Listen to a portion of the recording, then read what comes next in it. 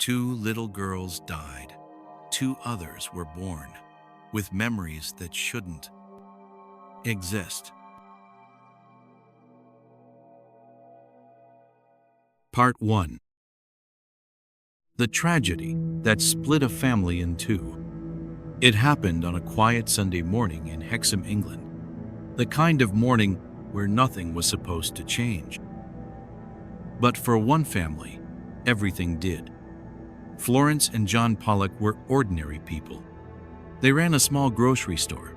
They were kind, soft-spoken, devout Catholics. And they had 2 daughters, Joanna, aged 11, and Jacqueline, just 6. The girls were inseparable. Joanna was the older one, protective, imaginative, always coming up with games to entertain her little sister. Jacqueline followed her everywhere.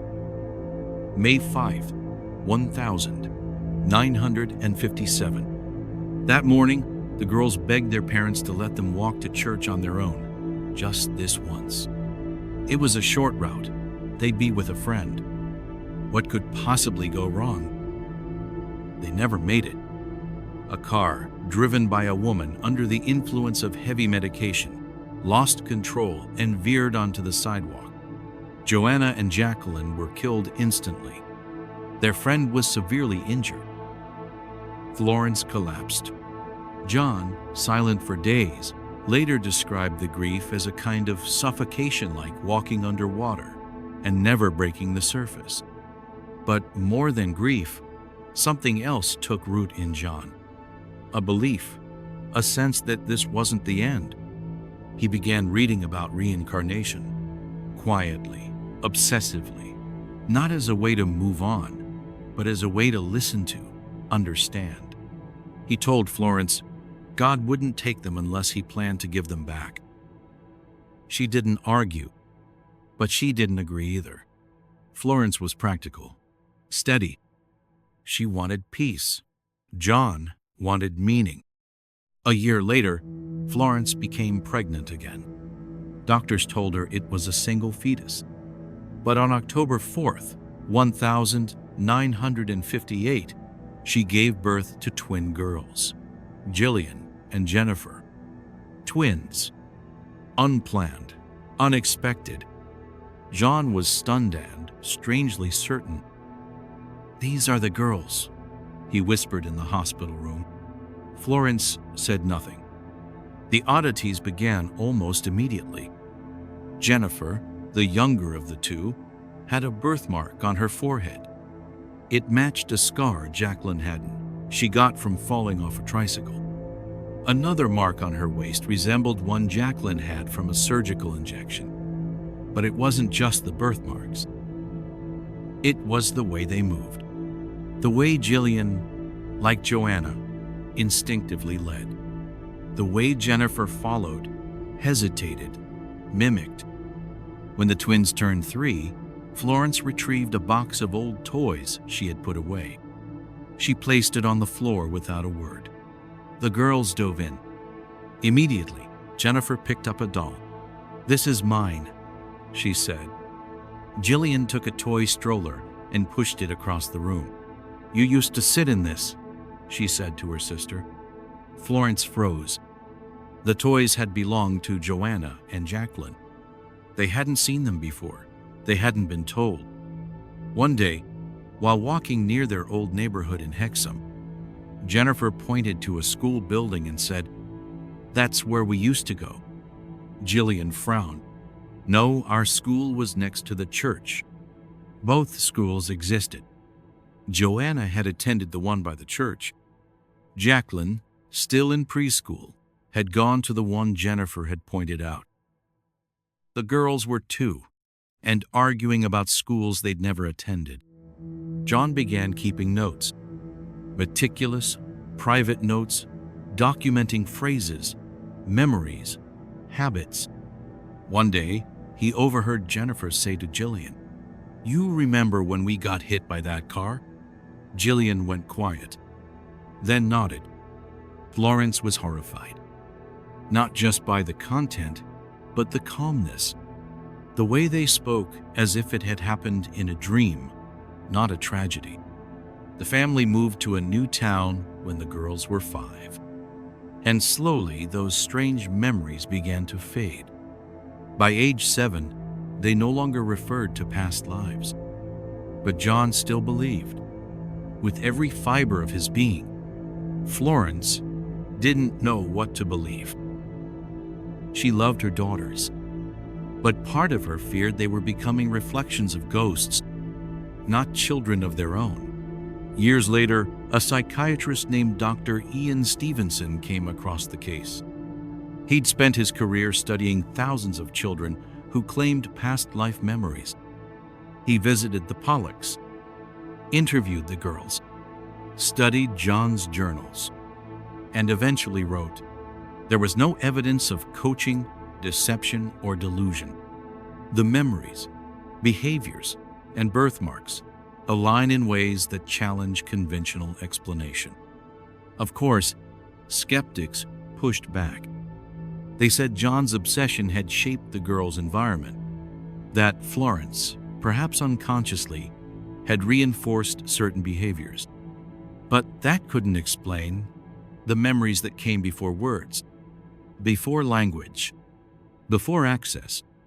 The story of the Pollock twins spread quietly, like a whispered rumor, not loud enough for headlines, but persistent enough to haunt those who heard it.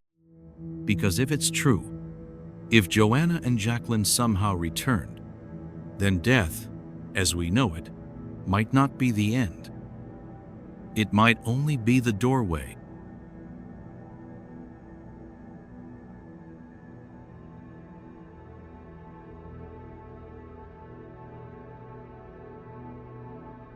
Part 2. Signs that shouldn't exist. The memories began before the girls could write, before they could truly speak in full sentences, before anyone told them anything. And that's what made it so unsettling. Jennifer and Jillian were only 3 when Florence first noticed it. It wasn't just the way they played with their old toys, the ones that had once belonged to Joanna and Jacqueline. It was the way they claimed ownership. They didn't say, "This is mine now." They said, "This was mine." As if remembering, Florence tried to reason with it.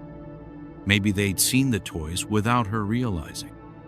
Maybe John had said something when she wasn't around. But then came the school incident. While walking through Hexham, Jennifer suddenly pointed at a rundown building. "That was my school," she said.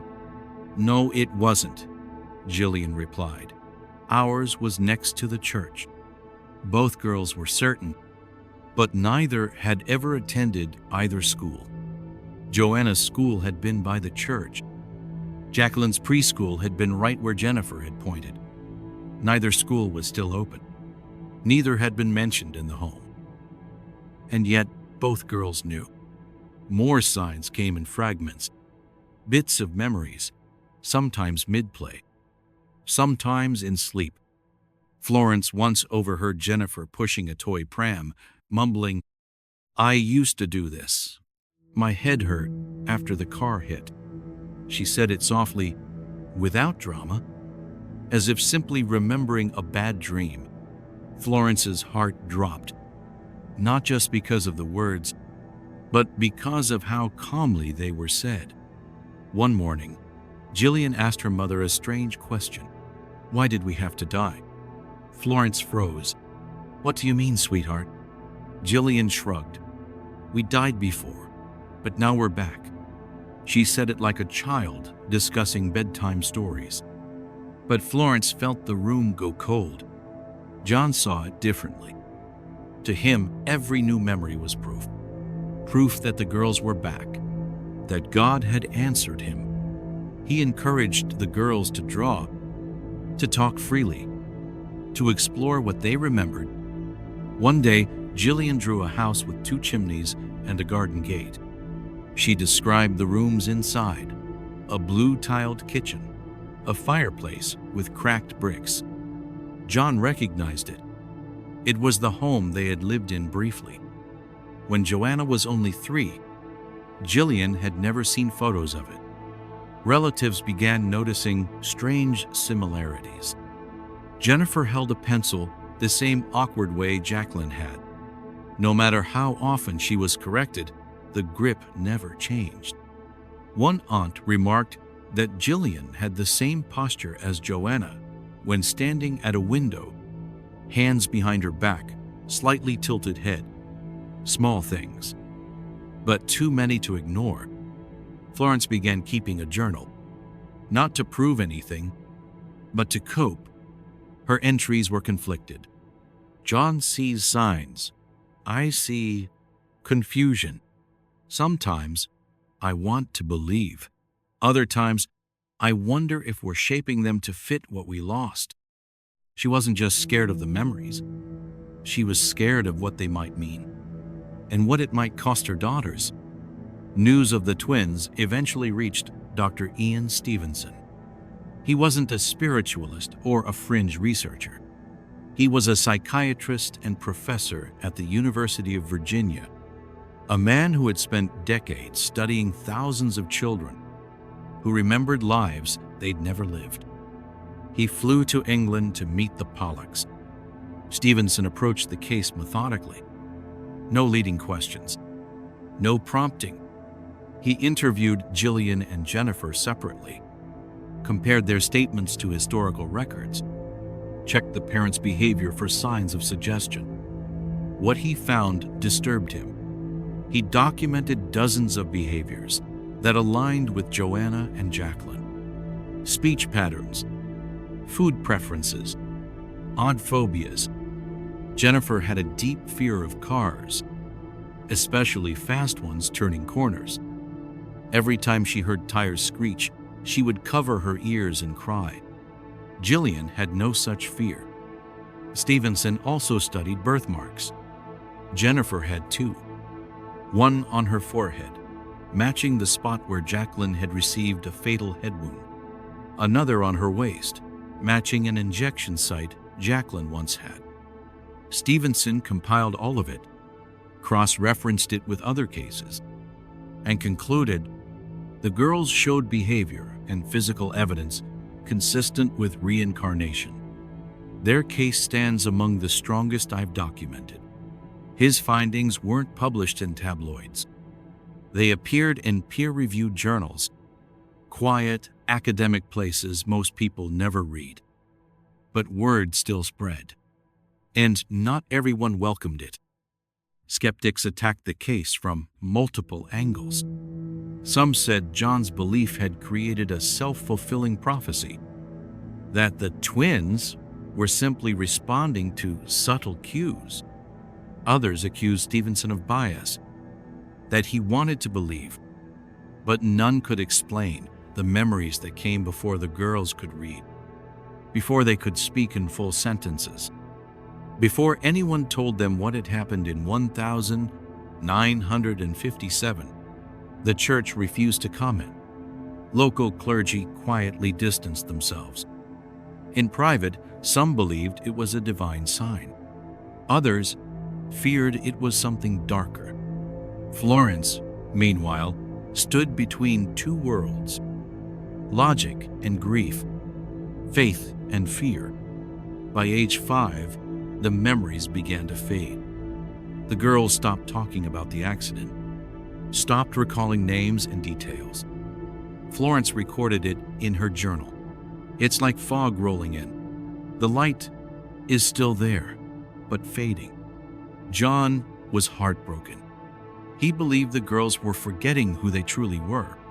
Florence was quietly relieved, but she never stopped watching, waiting for something to resurface. Years passed.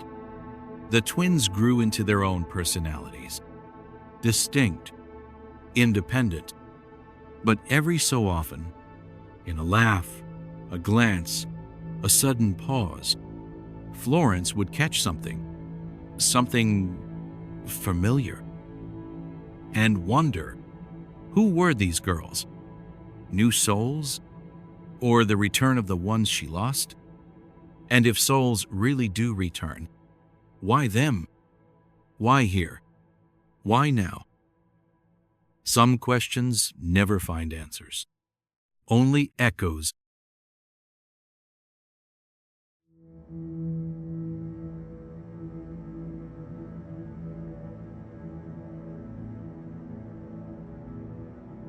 Part 3. Mirror twins or mirror souls. There's something unsettling about identical twins, even more so when they mirror each other, left and right, light and shadow, memory and mystery. Jillian was right-handed. Jennifer was left-handed. Not uncommon for twins, but something about it added to the unease. Their personalities were distinct yet entwined. Where Jillian was cautious, Jennifer was impulsive. Where Jillian withdrew, Jennifer stepped forward. Florence began calling them mirror children, not just for how they moved, but for how they made her feel. She once walked past their bedroom door and saw them sitting in silence, backs to each other, not speaking, just waiting. The scene sent a chill through her, though she couldn't say why. They weren't doing anything wrong. They were just there. John saw beauty in it. He believed Jillian and Jennifer were reincarnated souls, but not just copies. He believed they had returned through reflection, that whatever bound Joanna and Jacqueline had simply found a new way to manifest. He called them mirror souls. Florence found the term eerie, almost poetic, almost dangerous. There were moments that made her question everything, small things, but precise. Jillian once asked if they still had the red sweater with the rip on the elbow. Florence did, folded deep inside a box she hadn't opened in years. She didn't say anything. But the next morning, Jennifer walked into the kitchen wearing it. No one remembered giving it to her, not even Florence. They had mannerisms that didn't belong to them. Jennifer tilted her head when confused, exactly like Jacqueline used to. She bit her lower lip when drawing. Same pressure point, same posture. Jillian laughed in a way Florence hadn't heard since Joanna. It wasn't just the tone, it was the rhythm. The kind of laugh you don't teach, the kind you inherit. Then there were the dreams. Both girls began waking up in the middle of the night around the same time. Not crying, not screaming, just sitting upright, eyes open, still. When Florence asked what was wrong, Jennifer once said, "We were in the car again." Jillian didn't speak, but her eyes were already wet. Florence started writing again, not to document, but to stay sane. There are moments I feel like I'm being haunted, not by ghosts, but by memory made flesh. John dismissed her fears. He believed the girls were evidence of grace, proof that love transcends death. Florence wasn't so sure. She brought in a child psychologist quietly, without telling John. The doctor interviewed the girls. He noted no signs of trauma, no hallucinations, no signs of distress. But when he asked Jennifer why she thought she had memories of a past life, she said, "Because I didn't forget yet." Then she smiled, not playfully, but like someone who had accepted something the world hadn't. The psychologist wrote in his report, "There is no indication of delusion or fabrication. The children seem emotionally healthy, but there is an eerie consistency to their memories that cannot be explained by environmental exposure." He stopped short of calling it reincarnation, but he didn't dismiss it either. Florence read the report 3 times and cried. One afternoon, the girls were playing in the yard. They had drawn chalk outlines on the pavement. Florence looked closer. The outlines weren't hopscotch or doodles. They were bodies, 2 small shapes, arms outstretched, legs angled exactly how the girls had fallen on the day of the accident. She didn't say a word, just watched. Jillian looked up. "It's okay, Mommy. We're not there anymore." John believed that kind of memory proves something. Something divine. Something bigger than all of them. Florence feared it was something they couldn't control. Something they were feeding by remembering. Stevenson returned a few months later. This time, he brought photographs. Carefully selected images from the Pollocks' past life. Places, clothing, even friends of Joanna and Jacqueline. He showed them to the girl's son at a time. Neutral expressions. No prompting. Jillian recognized a friend from school. Jennifer pointed to a dog in the background of one photo and said, "That's my dog. He died too." The dog's name had never been mentioned in their current home. And yet, she remembered. Stevenson added a new line to his notes. They do not guess. They do not hesitate. They remember as if continuing something paused.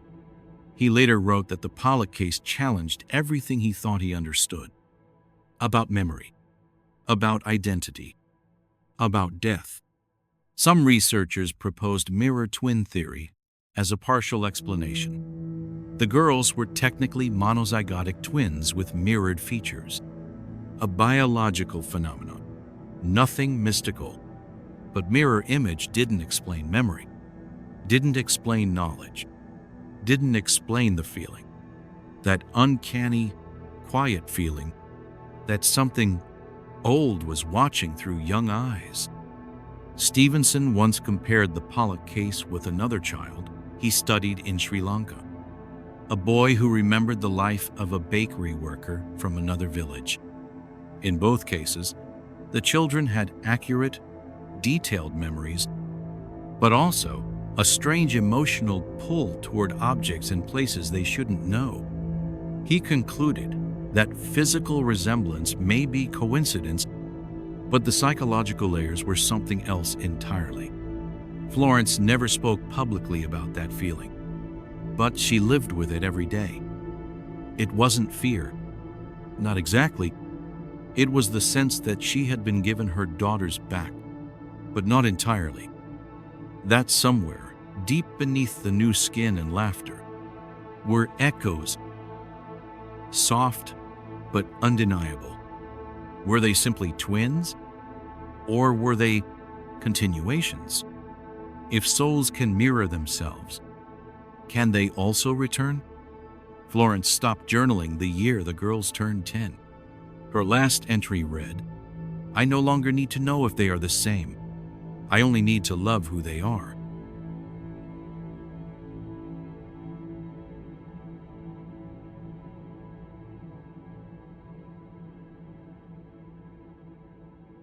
Part 4. Memory, grief, or something else. Some stories don't end. They just quiet down, like a song you can't quite hear anymore, but still remember how it made you feel. This is one of those stories. As the girls grew older, the memories faded. Not all at once, but slowly, like breath fogging a window and then disappearing. Florence noticed it first. The strange comments stopped. The dreams stopped. The questions about past lives disappeared. By the time Jillian and Jennifer were 10, they were just two ordinary girls. But ordinary is relative, because Florence never forgot what came before. The chalk outlines, the red sweater, the mirrored handwriting, the voice that whispered, "Because I didn't forget yet." She never forgot those things. She just learned to live around them.